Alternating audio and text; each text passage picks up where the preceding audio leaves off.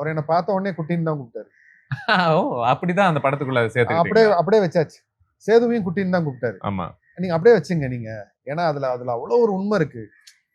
கொஞ்சிறாரு, அப்படியே குழந்தைங்களை கொஞ்சற மாதிரி கொஞ்சிறாரு. இல்ல அதுவே இந்த படத்துல நீங்க அதை சேர்க்கும் போது கூட இல்ல ரொம்ப பியூட்டிஃபுல்லா இருந்துச்சு.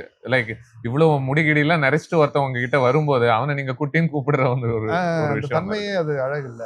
Yeah. அவர் எந்த அளவுக்குன்னா அந்த சீன்ல சேது வந்து ரொம்ப அழகா பெர்ஃபார்ம் பண்ணிட்டு இருக்காரு.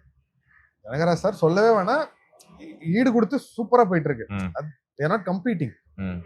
ரெண்டு பேரோட கான்வர்சேஷனே அவ்வளோ அழகா இருக்கு. முடிச்சோன்னா வந்து சேது இப்படி கட்டி பிடிச்சிக்கிட்டாரு, என்ன இப்படி பிடிச்சிட்டு சொல்றாரு, என்னப்பா ரொம்ப நல்லா நடிக்கிறாரு, சாப்பிட்டுருவாரு போல, நான் என்ன பண்றது அப்படின்னு குழந்தை மாதிரி கேட்டாரு. சேதுக்கு சிரிப்பு வந்து எங்களுக்கு சிரிப்பு வந்து எங்களுக்கு என்ன சொல்றதுன்னே தெரியல. ஏன்னா நாங்க உண்மையாவே அவரை ரசிச்சிட்டு இருக்கோம். அவரு அவ்வளோ பெருந்தன்மையோட அதை காம்ப்ளிமெண்ட் பண்ணி புரியுது, அவர் ஒரு ஹீரோ மாதிரி கூட ட்ரீட் பண்ணல. ஒரு ஒரு குழந்தைகிட்ட சொல்ற மாதிரி நல்லா பாடுறீங்கிற மாதிரி அப்படி சொல்லிட்டு இருக்காரு.